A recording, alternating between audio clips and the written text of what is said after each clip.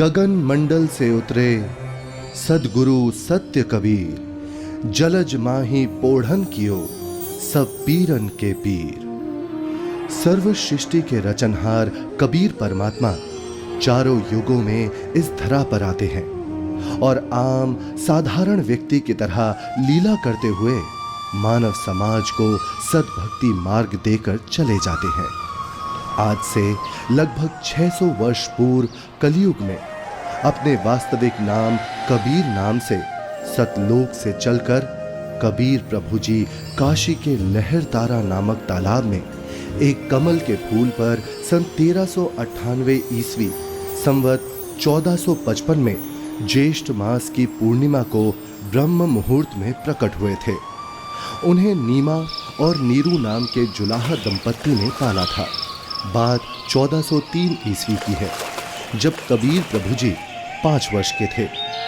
बालक रूप परमेश्वर कबीर साहिब जी ने 5 वर्ष की आयु से ही अपने अद्वितीय आध्यात्मिक ज्ञान में उस समय के सुप्रसिद्ध विद्वानों, ब्राह्मणों, काजी और मौलवियों के छक्के छुड़ाना शुरू कर दिया था। उन्हीं में से एक लीला है परमेश्वर कबीर जी द्वारा 104 वर्षीय काशी के सुप्रसिद्ध ब्राह्मण स्वामी रामानंद जी को गुरु धारण करने और उनको अपने अनमोल सत्य ज्ञान का उपदेश प्रदान करने की। रामानंद स्वामी जी रोज ब्रह्म मुहूर्त में गंगा घाट पर नहाने जाते थे। एक दिन ऐसे ही जब वो नहाने गए, जैसे ही स्वामी रामानंद चलकर नदी के किनारे सीढ़ियों से उतरने लगे, स्वामी रामानंद जी के पैर के खड़ाऊ कबीर प्रभु के सर पर लगते हैं। बालक कबीर जोर जोर से रोने लगे। रामानंद जी के चेहरे के भाव बदलकर चिंता वाले हो गए। वो नीचे की तरफ झुके। जैसे ही रामानंद जी झुकते हैं, उनकी गले की कंठी, जो कि एक तुलसी के मनके की होती है, पौड़ी पर बैठे कबीर जी के गले में डल जाती है और स्वामी रामानंद जी रोते हुए बालक रूप में परमेश्वर के सर पर हाथ सहलाते हुए बोलते हैं, ये क्या अनर्थ कर दिया मैंने। रो मत बेटा, राम राम बोलो। राम राम। राम राम कहने से सब दुख दूर हो जाएंगे। ये बच्चा जरूर अपने माँ बाप से बिछड़कर यहाँ आ गया है। ऐसा करता हूँ, स्नान करने के पश्चात इसे आश्रम ले चलता हूँ और फिर इसके माता पिता के बारे में पता करता हूँ।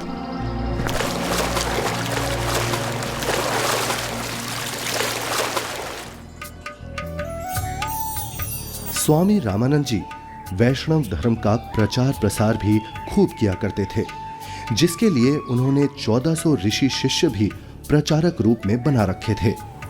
स्वामी जी के उन्हीं शिष्यों में से एक थे ऋषि विवेकानंद जी, जो कि बहुत ही अच्छे प्रवचनकर्ता रूप में प्रसिद्ध थे, जिनको स्वामी जी द्वारा काशी शहर के एक क्षेत्र का उपदेशक भी नियुक्त किया हुआ था। प्रतिदिन की तरह ही एक दिन जब ऋषि विवेकानंद जी शाम के समय विष्णु पुराण से कथा सुना रहे थे। श्री हरि विष्णु जी ही सभी के रक्षक व पूर्ण परमात्मा हैं। उन्होंने ही राम जी और कृष्ण जी के रूप में जन्म लिया है।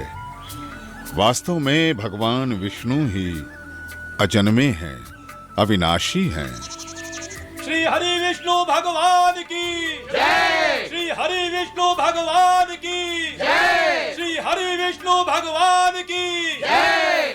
वेद पढ़े पर भेद न जाने, बाँचे पुराण 18। पत्थर की पूजा करे, भूले सृजनहारा।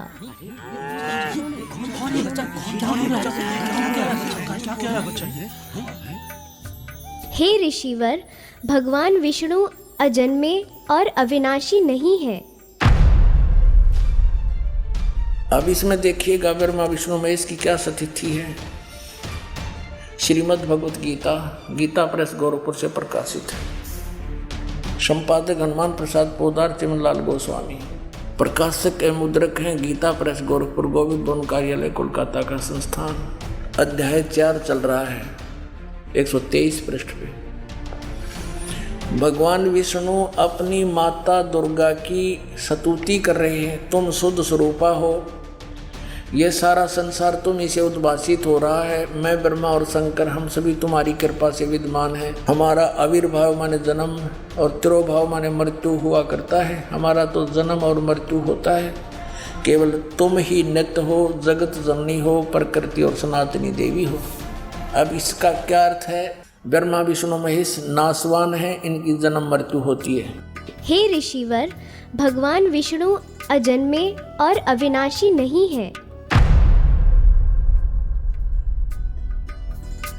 शिव पुराण में लिखा है कि निराकार परमात्मा आकार में आया, वे सदा शिव काल रूपी ब्रह्म कहलाया। उसने अपने अंदर से एक स्त्री प्रकट की जो प्रकृति देवी, अष्टांगी, त्रिदेव जननी, शिवा आदि नामों से जानी जाती है। पवित्र शिव पुराण ये गीता प्रेस गोरखपुर से प्रकाशित है, सचित्र मोटा टाइप, केवल हिंदी। संपादक है हनुमान प्रसाद पोदार। और ये प्रकाशित कहाँ से है? प्रकाशक एवं मुद्रक हैं गीता प्रेस गोरखपुर, गोविंद भवन कार्यालय कोलकाता का संस्था। अब देखना ये रुद्र संहिता का, अब हम छठा अध्याय पढ़ रहे हैं 101 पृष्ठ पे। देवर से एक समय ब्रह्मा जी बता रहे अपने पुत्र नारद को, एक समय उस आनंद वन में रमण करते हुए शिवा और शिव के मन में ये इच्छा हुई, दुर्गा और काल के मन में, कि दूसरे पुरुष की सृष्टि करनी चाहिए, यानी कोई पुत्र उत्पन्न करना चाहिए, जिस पर सृष्टि संचालन का महान भार रखकर हम दोनों केवल काशी में रहकर इच्छा अनुसार वितरे और निर्वाण धारण करें। ऐसा निश्चय करके शक्ति सहित सर्वव्यापी परमेश्वर शिव ने, इस काल ने अपने वाम भाग के 10वें अंग पर अमृत मल दिया।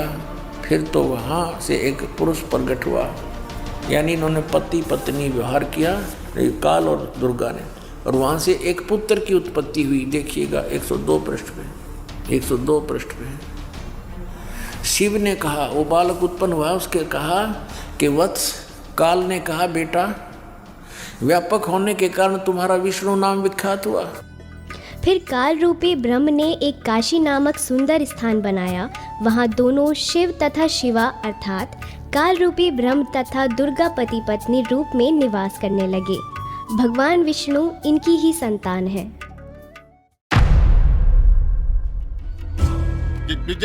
ये सब झूठ बोल रहा है, और ये सब छोड़, तू ये बता तू कौन है, किस जाति का है, गुरु कौन है तेरा?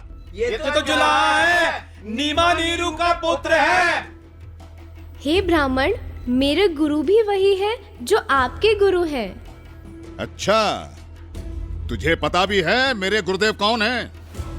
मेरे गुरुदेव स्वामी श्री श्री 1008 स्वामी रामानंद जी महाराज हैं। जी पंडित जी, मेरे गुरुजी भी स्वामी रामानंद जी ही हैं। झूठ, सरासर झूठ। देखो भाइयों, ये जुलाहा सरेआम झूठ बोल रहा है। मेरे गुरुजी तेरे जैसे अछूत के दर्शन भी नहीं करते। शिष्य बनाना तो बहुत दूर की बात है। कल सुबह तुझे गुरुजी के समक्ष पेश करूंगा। दूध का दूध, पानी का पानी हो जाएगा। गुरुदेव तुम्हें स्वयं दंड देंगे। मेरे गुरु का नाम मिट्टी में मिलाता है। तुम भी आना भाइयों, देखना अपनी आंखों से। इस कबीर जुलाहे का झूठ कल सबके सामने आ जाएगा। हाँ, हम सब आएंगे, हम सब आएंगे, हम सब आएंगे।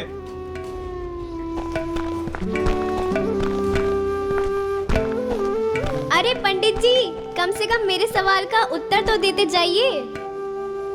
विवेकानंद सीधा रामानंद जी के पास पहुंचा और उन्हें सारी बात बताई। रामानंद जी भी गुस्सा हो गए कि आखिर कैसे एक जुलाहा खुद को मेरा शिष्य बता सकता है। हे गुरुदेव, एक छोटी जाति का जुलाहा अपने आप को बड़ा विद्वान सिद्ध करने के लिए भगवान विष्णु जी को नाशवान बताता है। क्या नाम है उसका? गुरुदेव, उसका नाम कबीर है। कबीर? हाँ गुरुदेव, कबीर। हे गुरुदेव, उसने तो हम ब्राह्मणों का घर से निकलना भी दूभर कर दिया है। हमें महाशर्मिंदा होना पड़ रहा है।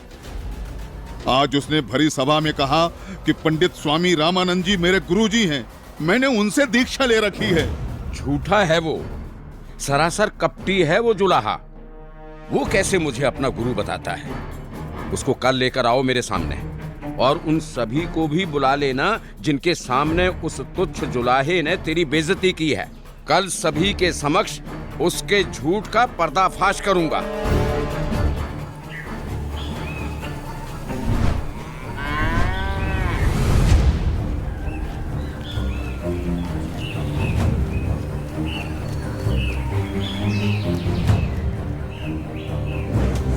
नीरू जुलाहे का घर कहाँ है?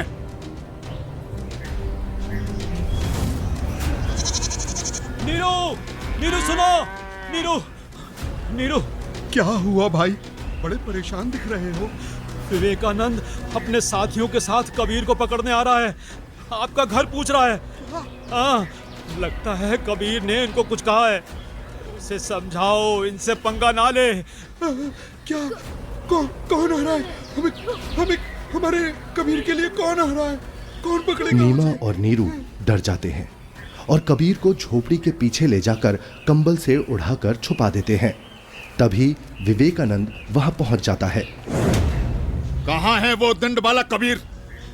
कल उसने भरी सभा में मेरे गुरुदेव का अपमान किया है। आज सबके सामने गुरुजी उसकी पिटाई करेंगे।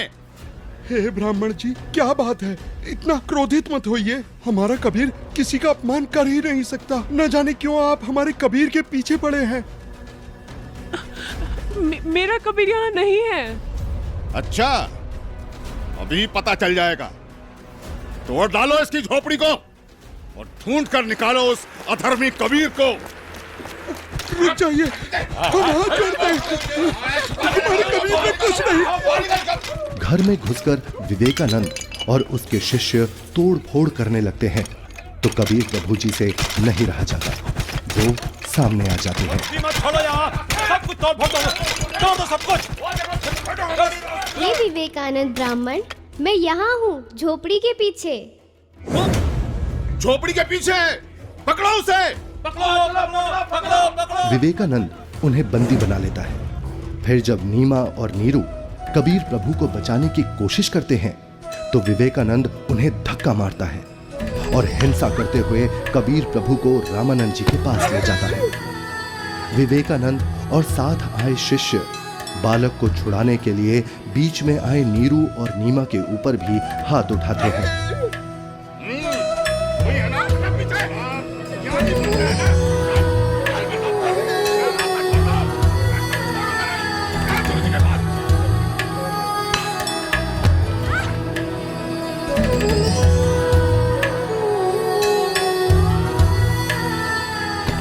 नीरू को भी कुछ गुंडे लाठी डंडों से मार मार कर मृत समान कर देते हैं।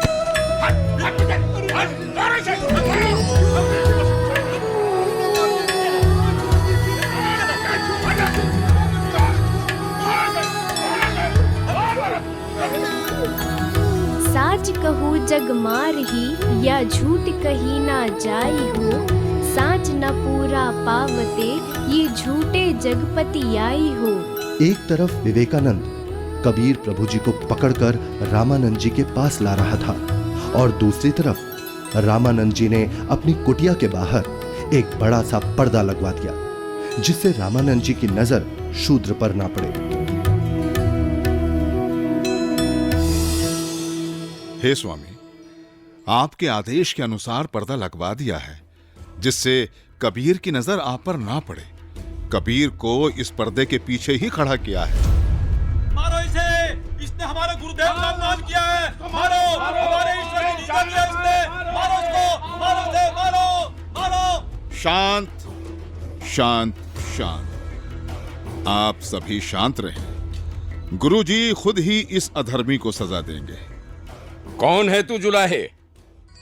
मैं सतलोक का निवासी हूँ, अजन्मा अविनाशी हूँ, पूर्ण ब्रह्म परमेश्वर हूँ। मेरा नाम कबीर देव है। ये सृष्टि मुझ पर ही आश्रित है। तू हाड़ मांस का बना मुसलमान के टुकड़ों पर पलने वाला नीच जुलाहा जाति का बालक है। तू खुद को परमात्मा कहता है? सत्य यही है कि मैं ही सर्वशक्तिमान परमेश्वर हूँ और आप ही मेरे गुरुजी हैं। आप मुझे अपशब्द कह रहे हैं तो भी मुझे आनंद आ रहा है गुरुदेव। तू ऐसे नहीं मानेगा ना जुलाहे। तू थोड़ी देर प्रतीक्षा कर, मैं पहले पूजा कर लेता हूँ, फिर तुझे देखूंगा।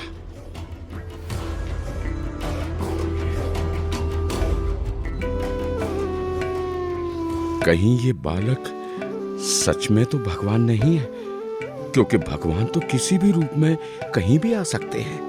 कहीं मुझसे कोई गलती ना हो जाए।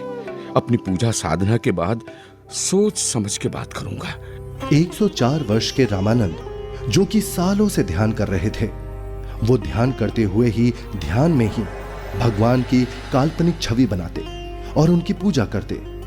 लेकिन उस दिन ध्यान में कुछ अलग हुआ। स्वामी जी कल्पना में खड़े होते हैं और श्रद्धा से नंगे पैरों जाकर गंगा से जल लेकर आए और ठाकुर जी के वस्त्र उतारे, फिर स्नान करवाया तथा नए वस्त्र पहना दिए, तिलक लगाया और भगवान के सर पर मुकुट रख दिया।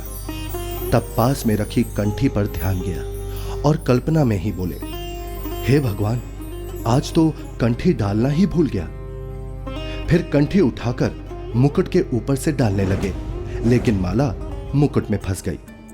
अब स्वामी जी चिंतित हो गए और कल्पना में ही सोच रहे हैं, हे भगवान, आज ये आपके दास के साथ क्या बनी?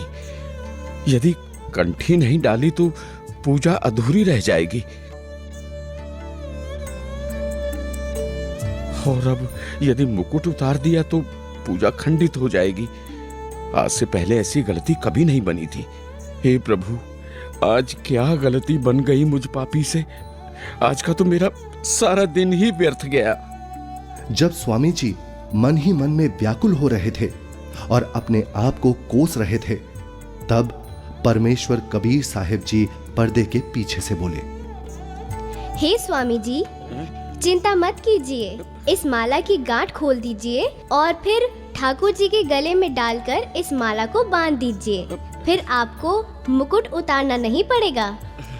स्वामी रामानंद जी ने जब कबीर साहिब जी की पर्दे के पीछे से आवाज सुनी तो उन्हें एकदम झटका सा लगा। वो एकदम आंखें खोलकर चौंक जाते हैं और मन ही मन विचार करते हैं कि हे भगवान, ये क्या? यहाँ ना तो कोई मूर्ति है और ना कोई माला। मैं तो काल्पनिक पूजा कर रहा था और मेरे मन में चल रही इस काल्पनिक क्रिया को इस बालक ने कैसे जान लिया? ये कोई साधारण बालक नहीं हो सकता। मेरे इस भजन क्रिया को तो केवल भगवान ही जान सकता है। ये तो साक्षात भगवान है। आपने तो मेरे मन की बात बता दी।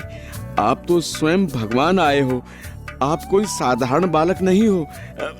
हाँ, आप कोई साधारण बालक नहीं हो।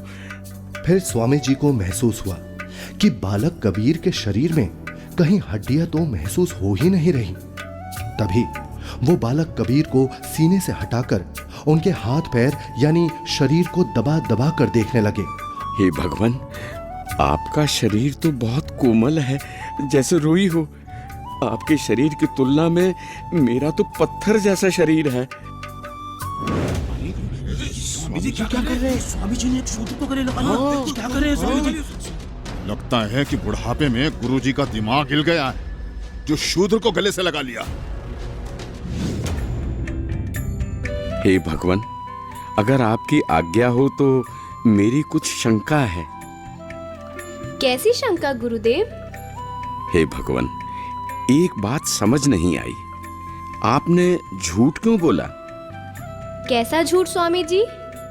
आप कह रहे थे कि आपने मुझसे उपदेश ले रखा है, लेकिन मैंने तो आपको कभी नाम दीक्षा नहीं दी।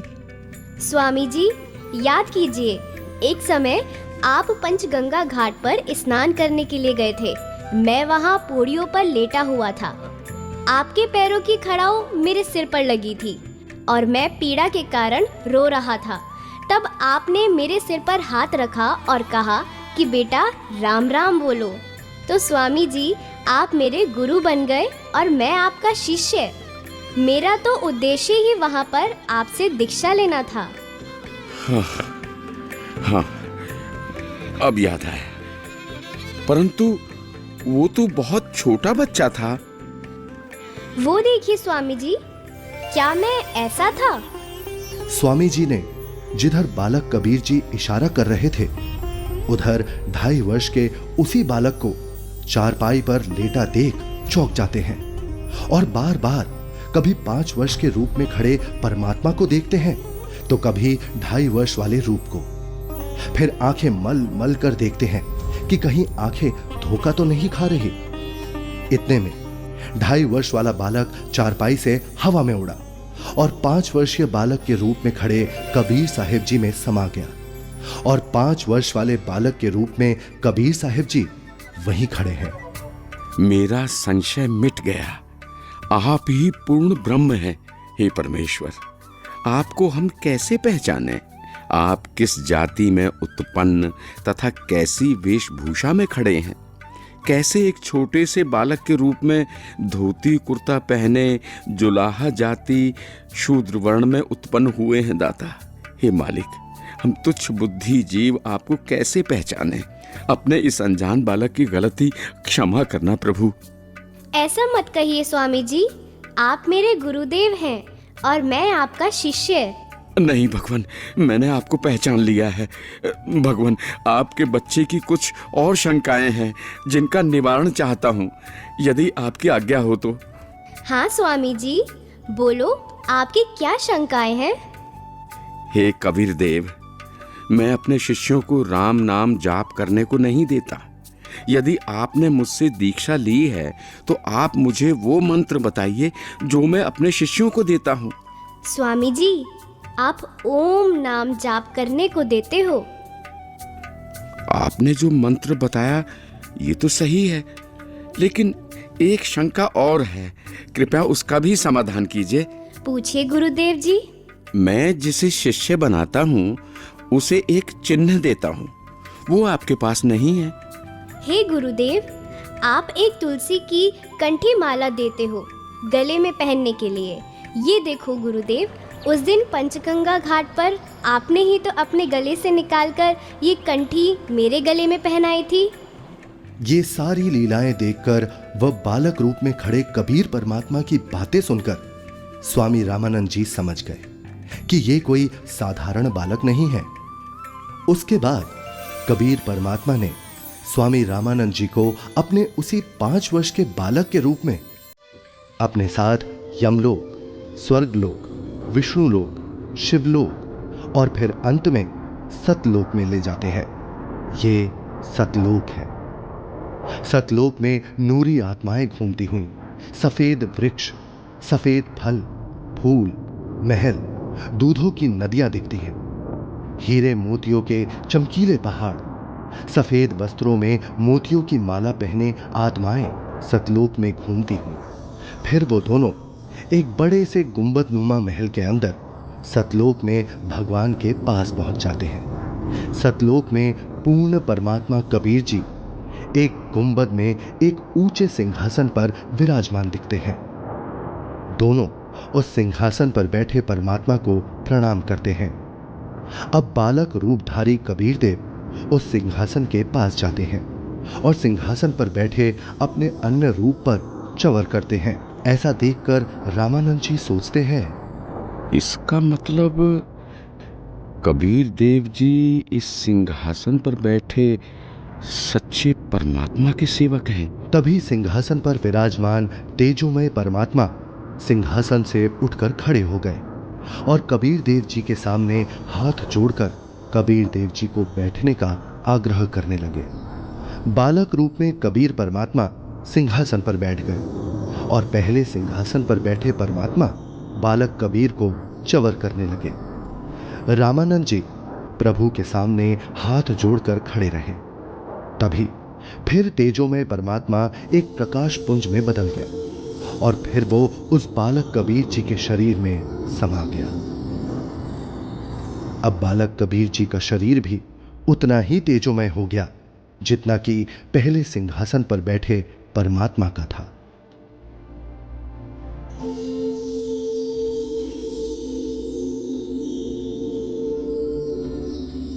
बोलत रामानंद जी सुनो कबीर करतारे, गरीबदास सब रूप में तू ही बोलनहार। दोहू ठोर है एक तू, बया एक से दो, गरीबदास हम कारणे तुम आए हो मगजो। तुम साहेब तुम संत हो और तुम सतगुरु तुम हंस, गरीबदास तुम रूप बिना और न दूजा अंश। हे परमात्मा, आप जी स्वयं ही दोनों स्थानों पर लीला कर रहे हो। आप ही निज ब्रह्म पूर्ण ब्रह्म हो। तीनों लोकों में प्रवेश करके सबका धारण पोषण करते हो। मैंने आपका वो सनातन परम धाम आंखों देख लिया है। आप ही परमेश्वर हो, आप ही सतगुरु तथा आप ही तत्वदर्शी संत हो, और आप ही हंस अर्थात अच्छे बुरे को भिन्न भिन्न करने वाले सच्चे भक्त भी हो। मैं आपका भक्त, आप मेरे गुरुजी। स्वामी जी, आप मेरे गुरुजी ही बने रहो। मैं आपका शिष्य हूँ। ये गुरु परंपरा बनाए रखने के लिए अति आवश्यक है, नहीं तो भविष्य में संत भक्त कहा करेंगे कि गुरु बनाने की कोई आवश्यकता नहीं है। कबीर ने कौन सा गुरु बनाया था? इसलिए स्वामी जी, संसार की दृष्टि में आप मेरे गुरुजी की भूमिका कीजिए तथा वास्तव में जो साधना की विधि मैं बताऊं, आप वैसे भक्ति कीजिए। ठीक है परमात्मा, जैसी आपकी आज्ञा। इस प्रकार परमेश्वर कबीर जी ने 5 वर्ष की आयु में ही 104 वर्ष के ब्राह्मण को तत्व ज्ञान से परिचित कराया और गुरु परंपरा को बनाए रखने के लिए कबीर साहेब जी ने स्वामी रामानंद जी को अपना गुरु बनाया।